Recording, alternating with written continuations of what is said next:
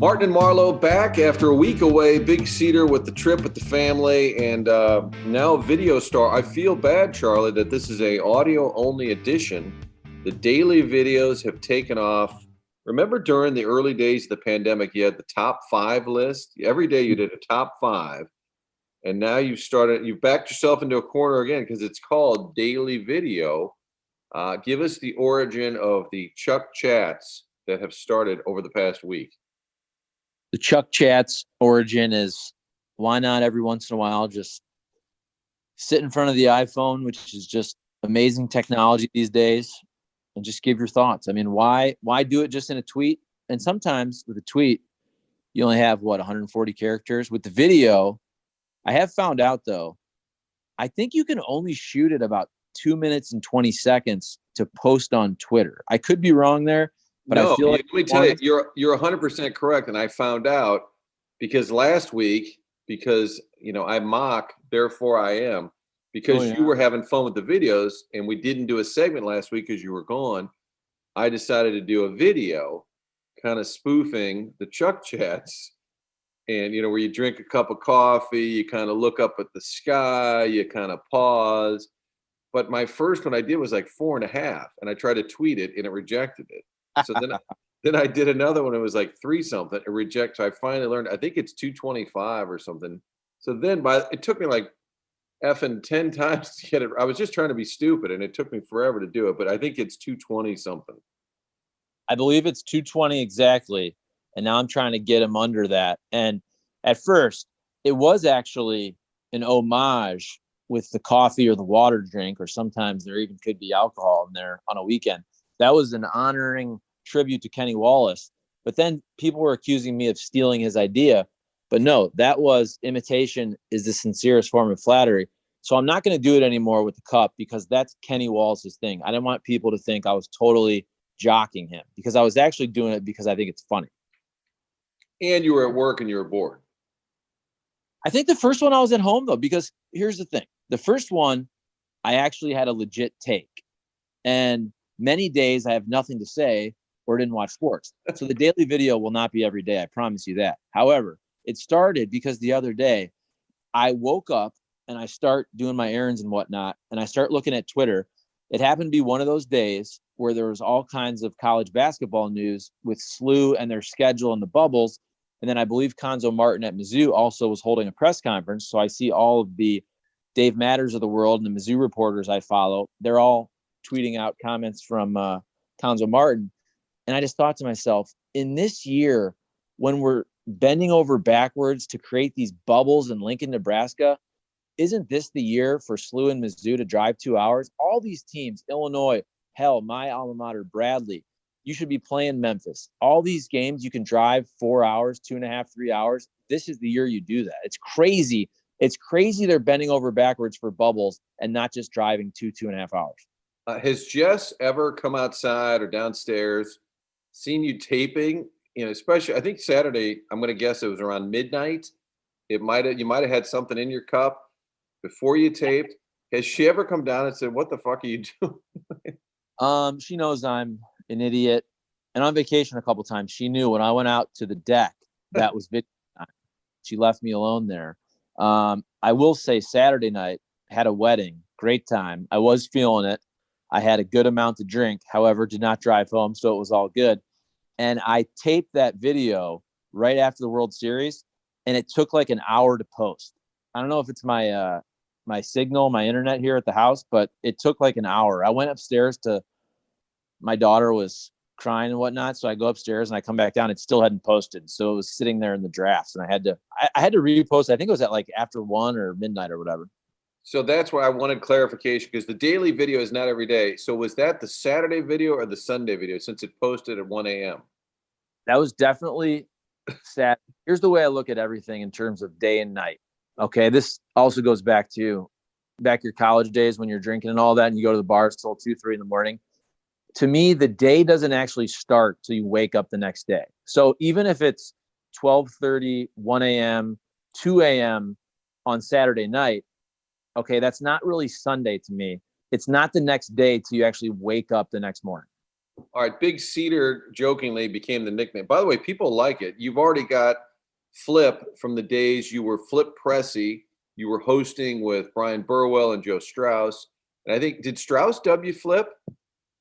Yeah, I don't think anybody ever called me Flip besides Joe Strauss. So that really didn't stick, but it's all good. Well, White Rascal was more of a radio spoof also. That one popped up when I mentioned you needed a permanent nickname. I got to say, Big Cedar has some legs and was just being stupid.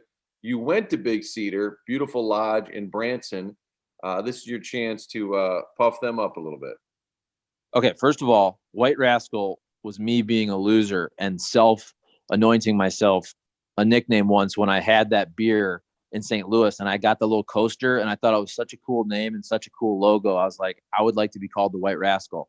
And now jokingly, people they'll tweet me if they're at a bar and they're drinking White Rascal. That was probably like 8 years ago. So I enjoy that the radio people have fun with that. Big Cedar, I'd never been there. It's freaking awesome. And that whole area, I have to say, as somebody who's from Ohio, even though I've lived in St. Louis for now, almost 13 years, and I'd been to the Ozarks a couple times. I've heard obviously about Branson, Silver Dollar City, and I've heard about Table Rock Lake. But in my mind, I never really looked it up and checked it out on the map. So in my head, I always thought Table Rock Lake was kind of a junior varsity lake compared to the Ozarks. And I get there and I like it better than the Ozarks. I know the Ozarks is fun for partying and all that, but you talk about scenic views of bluffs, all these great scenic lookouts of the lake. We got there probably in a few weeks. The fall colors will be at their peak, but they were getting close. The colors of all the trees, the oranges, the reds, the yellows, it reminded me a lot of the Upper Peninsula where I used to live, where that was beautiful for fall colors. So I would love to go to Big Cedar and that area at least once a year. It was really, really impressive. Remember, Dave Duncan lived there. That was he lived at Table Rock Lake, and we would always be like, what? You know, all these guys, when the season ends, they scatter, they go back to California or Arizona. And like, no, Duncan he lived down there for years. I've only been to one time, love Table Rock Lake. It's some of the purest, clearest water that I've ever seen. And by the way, nicknames, so you've got a handful flying around. I like to give out nicknames. I proudly would point out, like Maurice Drummond, I called him the mayor, and that thing stuck. And I started calling his son the deputy mayor. But I've never had, I don't have a nickname. And the only one that I still get, was when Rob Desir called me Marty Marr. Like, people will still say that. You know, like, I'm in my 50s and Randy Carricker is probably getting close to 60. Whenever I text him about doing a show on Fox 2, he's like, Marty Marr, what's up? And it started with the Dizzle, Rob Desir, former sports guy at Fox 2, you and I both worked with. I was live in Chicago. It was the All-Star game at the whatever Comiskey's called these days. And I guess back then it was the Cellular Field. I don't know. Guaranteed. Yeah, but what was it right away? After it was the new U.S.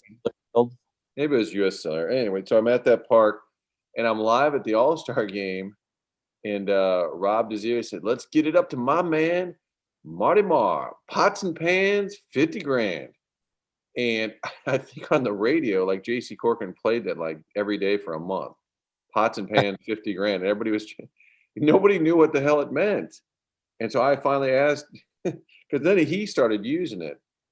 He called me Pots and Pans, which it just sounds so stupid, but Pots and Pans, he said, man, that means you strong, like a pot and a pan. And I said, okay. But Marty Marr, so I don't have a nickname, but I still get Marty Marr from people, which is very random. Anyway, this is episode 20. Wow. Martin and Marlow. Lou Brock, the great Lou Brock, wore number 20. Gorman Thomas, one of my favorite players when I was a kid. Brewers slugger, number 20. And Barry Sanders would have been your neck of the woods, right? Were you paying attention when Barry was in his prime? Oh, God, yes. Barry Sanders was so fun to watch, even though I feel like every year they always went 9-7 for like 20 consecutive years. But Barry Sanders was amazing to watch. Our guy Wayne Fonts, of course. And Barry, it seemed like he would always be 2-yard loss, 1-yard gain, 67-yard touchdown. He was just so much fun to watch dancing around. Hey, can I just give a real quick one more Big Cedar story? This will be good to tease when you throw this out there on Twitter. Okay? You ready? Yeah, I'm ready. Story. And I'm going to give you as much as I can. So, I guess it was the second to last night. We're leaving Big Cedar. We go to this really nice restaurant. They have these restaurants called Top of the Rock, and I think it's called Osage.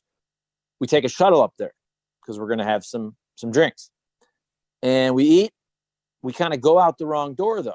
We go down to this other restaurant, my wife and I. We're trying to find the shuttle station. We were kind of in the wrong spot. I look up, and this gentleman is holding the door for me. And I immediately recognize him. My wife has no idea who he is. It was none other than Johnny Damon, baseball superstar, known for the idiots, of course, in the Red Sox, Johnny Damon. He holds the door. He's the nicest guy ever. We walk out there, and I'm looking for the shuttle. And I think I was in the wrong spot. Johnny Damon is so aggressively trying to help us get a ride. It was like he was the nicest person ever. We're waiting for the shuttle, and he's like, "Where are you guys going?" And we said, "We're going down to registration." He's like, "Well, I'll give you a ride." So we end up getting a ride down to registration where our car was parked for another shuttle by none other than Johnny Damon. He's driving. His son, who's about 20 or 21, is in the passenger seat. And then their buddy, who I think he works with the Wyndham Resort somewhere, is in the car. And so I told my wife, I'm like, we're going to get a ride from Johnny Damon. She had no idea who Johnny Damon was.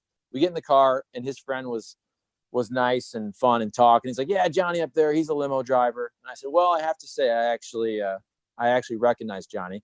And Johnny was like, "Is this from Dancing with the Stars?" I didn't even know that he was on Dancing with the Stars. And so we started talking. I go, "No, I'm actually a sports reporter." And they're like, "Oh," it's like thinking I was going to, tell this story, which I am now, but it was all good. So everything's fine. And I was like, "No, I work at the Fox station." They're like, "Oh, we love Fox. We love Fox," because they're all big Trump guys. And I was like, "Well, it doesn't really mean we're owned by," and then I just said, "It's all good. Never mind." But we had a great conversation. This isn't that great of a story, but I got a ride home one night from none other than Johnny Damon. He couldn't have been nicer, dropped us off back at the registration and went on his merry way. And I guess he's from Kansas, obviously drafted by the Kansas City Royals. And he's got his second wife who is there with him. He has 8 kids. Johnny Damon has 8 children. How about that? What do you think? He's like late 40s, maybe? Well, I looked all this up. I believe he's 46. I think, didn't he do a video? He loves Trump, right? Wasn't there like a video that went viral of Johnny Damon on TMZ or something? I think, well, again, because, Johnny Damon's one of those guys, but then once you meet him again and then you start to look him up, and I think he even spoke at a Trump rally, and there's some pictures of him behind Trump at rallies and this and that. And, but like I said, could not have been nicer, super helpful. He could tell that we were kind of looking for our shuttle, and he went above and beyond to help us get back to where we needed to go. Now, isn't it a little strange? He's just offering rides to people. Like, it's super nice, but isn't that a little weird? Offering rides. Does he work there? Does he live there? Well, no, I think he lives in Orlando. And again, because he's from the Kansas City area, right? So I'm sure he'd been down there before. They said they were golfing, and I think they were hunting and all that. And again, so his son, if I have this right, he has twins from his first marriage who are about 20 or 21. So the son was in the passenger seat. Then with his second wife, he has a bunch of young kids who are little. So I think he has 6 kids with the second wife. And again, once we met him, we start stalking him on Instagram and whatnot. And there were pictures of he and all his kids having fun at Table Rock Lake and all of that. So I'm guessing because of COVID, he even mentioned that because this place was open. And if he's down there in Florida, I don't know where he lives, but I'm guessing Table Rock Lake would be a good spot to go to during COVID, where you can do some stuff, but still kind of chill out. I'm just kind of surprised that he's like offering ride. So you recognize him? You waited a little bit. Did Jess say, "Oh, he's kind of hot"? Didn't the girls always like him? Oh, dude, this is hilarious. So first of all, I said, we're going to get a ride with this guy. I know it feels weird. I said, I know you have no idea who this dude is, but he's a really famous baseball player. She's like, okay. And then, cause she's like, should we get a ride from this guy? I'm like, just don't worry about it. And plus you're going around, like, people are going 10 miles an hour. right? And we were only going like a couple miles, so it was all good. We get home and I say, this is Johnny Damon, and Jess starts to Google him, and oh man, I mean, he's good looking. Oh, he made $80 million. Oh, I mean, look at his hair, he has mohawk hair. So it was kind of funny. Yeah, what was more appealing, the looks or the career earnings? The fountains and flags outside invite you in. Once inside, it's obvious what makes Marita Villa so special. It's the people that live there and the people that work there. I know for a fact it's a fun place to visit, been there many times over the years for special events, and you can tell the residents love it as well. Welcoming atmosphere, providing all types of senior living, independent living, skilled nursing, memory care. Marie de Villa Senior Living, that's what we're talking about. A single location. That means ownership is hands-on. The residents here are considered guests, and trust me, they feel that way. The beautiful grounds make it more of a campus-type atmosphere. I love calling it the Marie de Villa campus, located at the corner of Clayton and Weidman Road. I guarantee you've driven by there, probably seen the fountains going. Red for October baseball, blue when the Blues are deep into a playoff run. It's a family-owned facility. It's been in business since 1960, and for so many years, it was home to the Cardinals legend, Red Shamings. I encourage you to take a virtual tour or simply to read more about this special place. Go to mariedevilla.com. All right, let's talk a little baseball. And we touched on this even 2 weeks ago because it feels like Randy Arozarena has been on our TV at night crushing it for like a month straight because he has. But what's fair in terms of the critique? Because if we go back, and you know how they always say with Trump, well, there's a tweet for everything. If we go back, you, me, any of the St. Louis sports folks, I don't remember. None of us were like appalled that they traded Randy Arozarena. So I was trying to remember back. At the time, I had talked to somebody who I trusted their information. They said the Cards are really in on Arenado, and they think this Liberatore could be a piece to that deal. They needed another piece to send to Colorado. And I was like, oh, that's kind of cool. Whether that had legs, whether that was kicked around, I don't know. That's all I remember about the deal. So, like, I understand, like, they've got all these guys that are crushing it elsewhere, including a Luke Voigt. But what do you think is a fair critique of the Arozarena? I mean, and also, I guess, what's our gut? I mean, do you think he is a legit star moving forward now forever? Well, I don't think he'll ever have any type of postseason or stretch like this. This is just one of those Octobers where he's going crazy. And you look at his spray chart. I was looking at it on Twitter, and he's hitting the ball all over the ballpark. A bunch of his home runs are to right center field, opposite field. And look, if Randy Arozarena leads the Rays to a World Series title, I mean, that's something you can never take away from him and the Rays. And that will absolutely have to be part of the conversation years from now. And it might be 15 years from now when we talk about what Matthew Liberatore does for the Cardinals. My thing is, I just always try to be fair. But right now, it's certainly fair to poke fun at the Cardinals for what's happening with Randy Arozarena, especially with the fact that you need outfielders.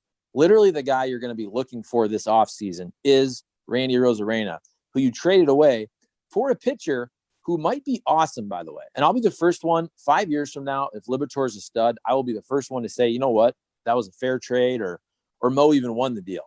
But the Cardinals never have a problem, in my opinion, developing pitching. And they have more of an issue, especially right now, with outfielders. And that's where I just think you have to be fair about it. Don't you think most people that ripped on Mo for Luke Voigt, once Gio Gallegos became really good, we started to say, actually, you know what? Last year, that's probably relatively fair. But then this year, Luke Voigt goes crazy. I understand it's hard to compare a guy who leads the league in home runs to a really good reliever. I don't think that trade is as lopsided. But when Luke Voigt's hitting home runs in Yankee Stadium and got the muscles and all that, and he's a big-time star, it kind of feels like that. I just think we need to be fair about it. Right now, it's completely fair to say Randy Arozarena is killing it and the Cardinals look really bad. But 2, 3, 4, 5 years from now, they might look fine. Do you think if we had a camera on John Mozeliak watching the World Series in the postseason, and I'm assuming he's watching, if you're a baseball guy, you have to watch. You got to, for one, you just need to know what's going on out there, but I would think you're a fan.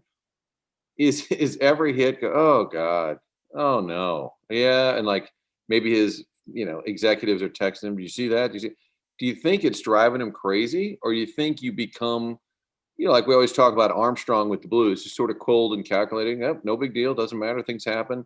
Or do you think it's just driving him freaking crazy? I bet you it bugs him. And what I would say when you brought up the fact that do we all complain about Arozarena being traded away? And I would say no. But I promise you, and I think you and I still had a show back in the day, back in my day, I'm pretty sure when Arozarena wasn't getting opportunities, I know that I said on the radio, I wasn't trying to say he's going to be a Hall of Famer, but the dude never failed. He was really good in the minors, and he was really good in his spot with the Cardinals, however many games that was, 16 games or 20 games. And they never gave him an opportunity. He never failed. And we did see lots of failures over the years with the Baders and the O'Neills of the world. And I feel like it's just fair to point out that Randy Arozarena never really got an opportunity to show what he had with the Cardinals. And I think that's the biggest miss. I mean, how do you know what you have if you never run them out there? There's a lot of studs that end up not being very good. There's a lot of lower tier prospects who, for whatever reason, figure it out and become really, really good. And you're not going to know you have that guy until you give him at bats. To get back to your initial question, though, I think John Mozeliak realizes, because he's very smart and he has a good perception of what's going on, it's 100% fair to say that John Mozeliak probably had one of the most sterling records you can think of for about the first 10 years of his tenure, maybe 12 years. I have to think about it, in terms of winning every trade, making only good free agent signings, right? Remember how we used to complain that his worst deal was Ty Wigginton? Yes. It was a 2-year deal for $8 million or $10 million, whatever it was. Like, that was his terrible deal. Okay. I think it's fair to say the last 3-4 years that has worn off, where there's some now bad contracts. You could look at Dexter Fowler. The extension to Matt Carpenter, I think, is awful. Let's be real. And you can start to look at some trades that he and the Cardinals have either flat out lost or were not lopsided in the way, where John Mozeliak had the Midas touch for about 10, 12 years. And the last 3-4 years, it's fair to say that he has not got the best of the market in these cases. Martin and Marlow, episode 20, Big Cedar, Marty Marr with you. Make sure you subscribe. iTunes, Spotify, get the segments delivered directly to you. This time of year, media, as much as anybody, complain about the length of games. You know what's interesting is that the Saturday game 4, the epic wild finish, I don't think anybody complained about the game time. As long as it's compelling, entertaining, that's all that matters. Now, is it a little too plodding and slow maybe for the younger kids? They say it's too boring. And we do hear that a lot, especially from the younger people. But I have to say, after watching game 4, I didn't care. And I was at work. I was at, the TV station till after midnight. I didn't care. It was so entertaining. They're going back and forth. Each team kept kind of punching, counter punching. Game 4s are rarely classic, in your memory bank. Oh, I remember game 6, game 7, but just the way that thing ended, you give me compelling, especially it wasn't a home run. I mean, there's balls in play, guys that are running, guys that are falling down. Of course, Arozarena was right in the middle of it. Is in terms of World Series endings, and you and I have been watching baseball a long time. I think that's one that I'm going to remember for a long time, and I didn't care how long it took. Yeah, I've always said that with baseball and with all sports, I don't care about the length of games in the postseason. I care about the length of games in the regular season. And I've said this a million times. Baseball's problem is in the regular season, which is why I'm fine, because it's every day. If every day you're playing 3.5 hours, I understand how the casual fan or the young person doesn't love that. That's why I'm 100% fine with the 3-batter minimum rule and putting somebody on second base in the 10th inning in the regular season. However, in the playoffs, I don't think you should do those things, because playoff baseball games are exciting anyway. Let them play those games the typical way. And I always make the comparison to hockey, where everybody said that the whole 4-on-4 and the shootout is going to ruin the game.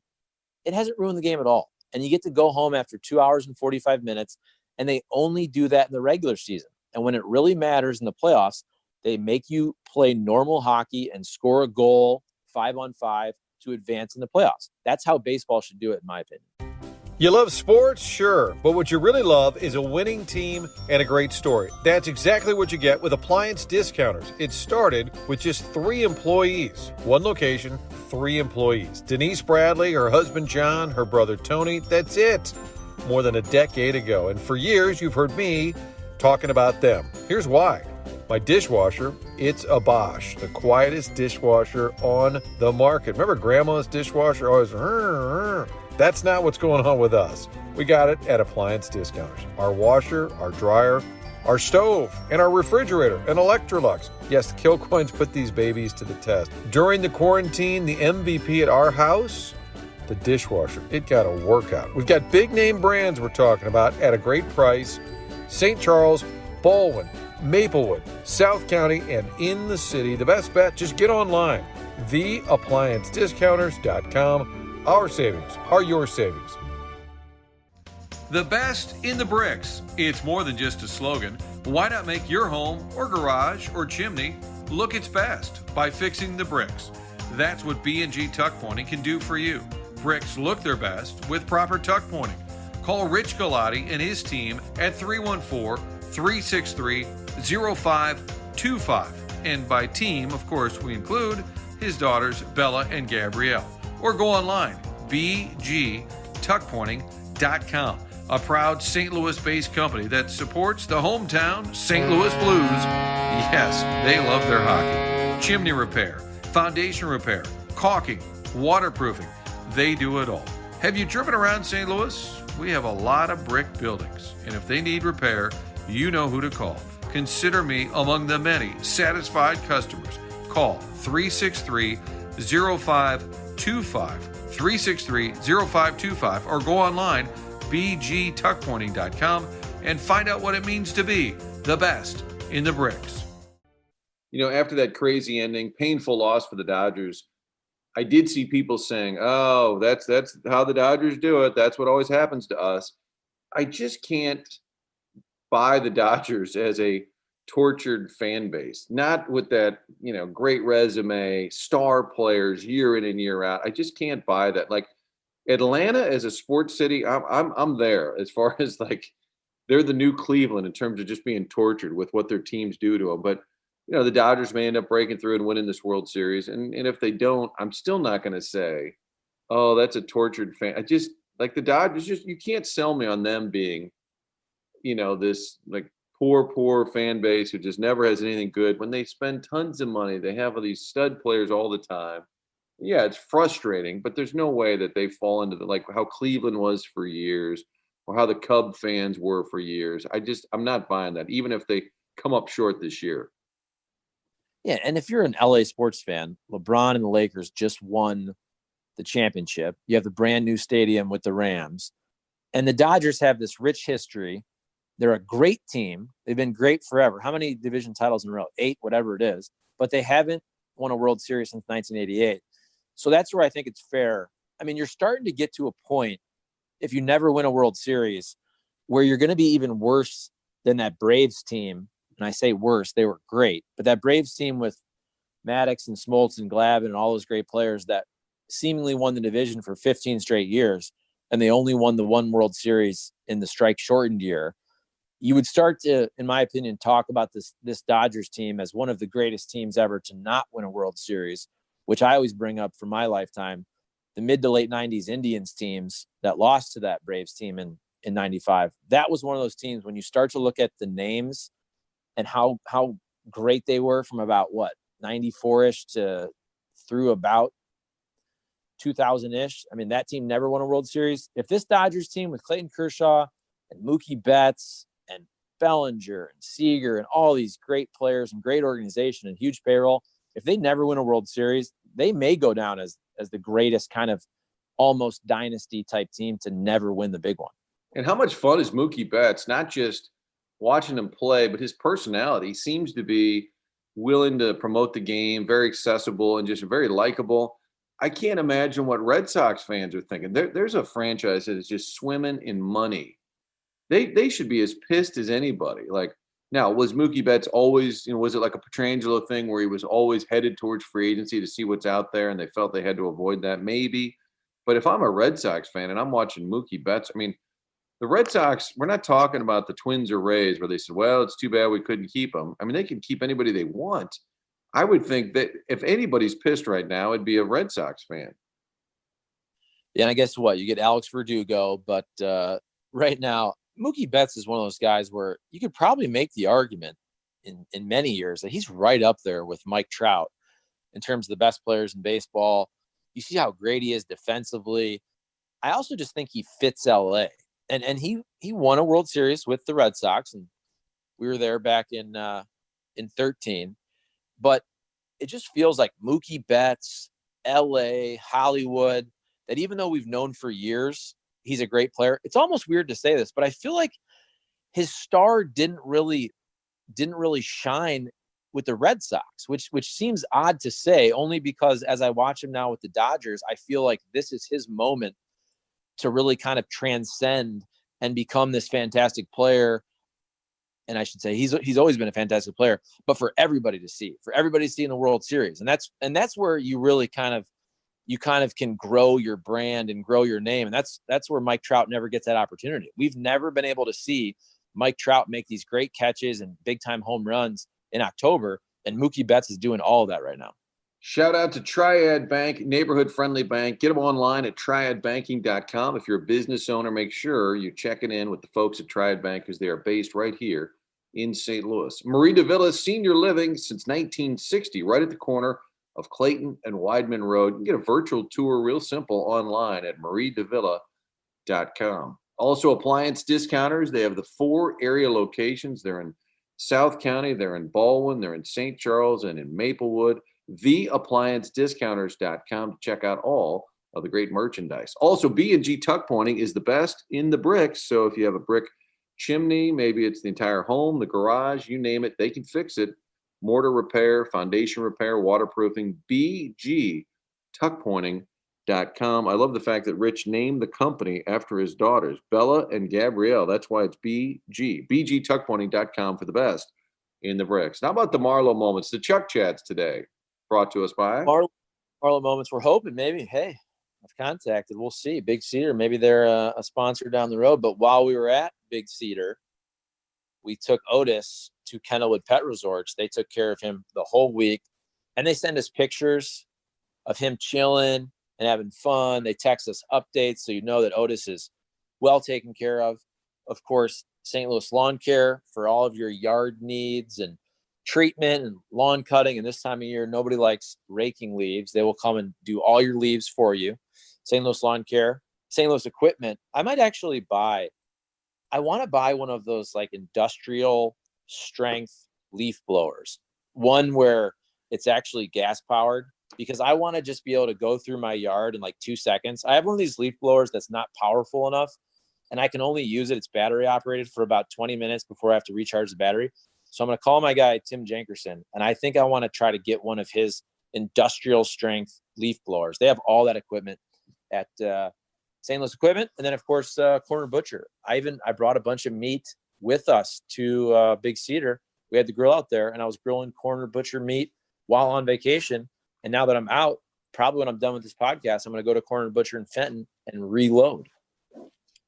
By the way, Big Cedar, shout out to Mizzou football. If you think about, and we talked a little bit about Eli Drinkwitz and the impact that he's had early on, just having fun, creating some buzz, getting recruits. But if you think about what they did in back-to-back games, you beat LSU, the defending national champions. You have a signature win if you're a coach in just your 3rd game as a head coach, and then you beat Kentucky. And I said, if you lose to Kentucky every year, it's fine if it's basketball, but not in football. I know the program's improved. So you beat Kentucky, which Mizzou hadn't done since 2014, and you beat a national power like LSU.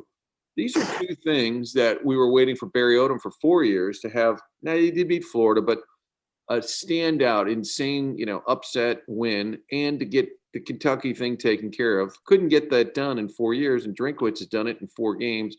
I'm excited about the future. Mizzou, they're double-digit underdogs at Florida this week, but I think on the whole, and I'd heard that he told some area high school coaches, hey, we're not going to be real good this year. We're not real loaded right now.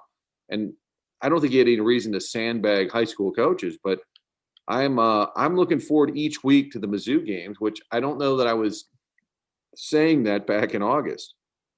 First of all, Eli Drinkwitz, he's very smart. He's very savvy. He's very media savvy as well. And if you're a coach, isn't it best to set the expectations very low out there, and then anything you do, you're going to exceed those expectations? I think, beating LSU is fantastic. We all know that. Beating Kentucky, though, in a way, I've always thought of Mizzou in the SEC East like this. Year in and year out. Now, there can always be a special year like 2013, 2014. But year in and year out in that division, Georgia and Florida are probably usually going to be a tier above you. But, and then again, you can beat them once every 4 or 5 years when things go right. Normally, you're probably not going to. But I think Mizzou, the bar they should shoot for that's very attainable in my mind is be that best team in the next tier, where you should beat Kentucky and Vandy every year. And then if you can beat South Carolina and, let's say, Tennessee more than you lose, I think that is a very achievable goal for a Mizzou program. And that probably puts you around 9 wins most year in a really good conference. That's to me like 9-4. You're around 9-4 most years. And again, you're not going to recruit with Georgia and Florida time after time, but you should beat up on Vandy and Kentucky, and you should more than hold your own with Tennessee and with South Carolina. And I think that's a fair benchmark for the Mizzou Tigers. All right, Big Cedar, assignment or idea for next week. Assignment or idea. That sounds like one of those stupid sports shows. We're like buying and selling, flip it or flop it. But assignment for next week, I thought about, what if we did a segment called Lyrically Speaking, and you pull out just 2 sentences from like songs you like and just think about what it really means. I was listening, I was in the yard the other day, and like random songs are playing, and Springsteen's Thunder Road comes on, which I've heard a million times. But I heard the line, it said, "You ain't a beauty, but hey, you're all right." I was like, is there any, imagine saying that to your date or your wife, like, "Hey, you ain't a beauty, but you're all right." I have this idea that you pick out like 5 different lyrics. First of all, I'll see if I can guess them, which I probably won't know your music. You won't know mine. But then we're going to delve into it and see what the hell it actually means. All right. Put that on your list. And then my musical recommendation is I'm fixated on this band right now. Like Kim will walk in there. She's, "Are you listening to the War on Drugs again?" I'm like, "Yes." I think I discovered them 3 years ago, forgot about them. And now I'm back and I'm telling everybody about them.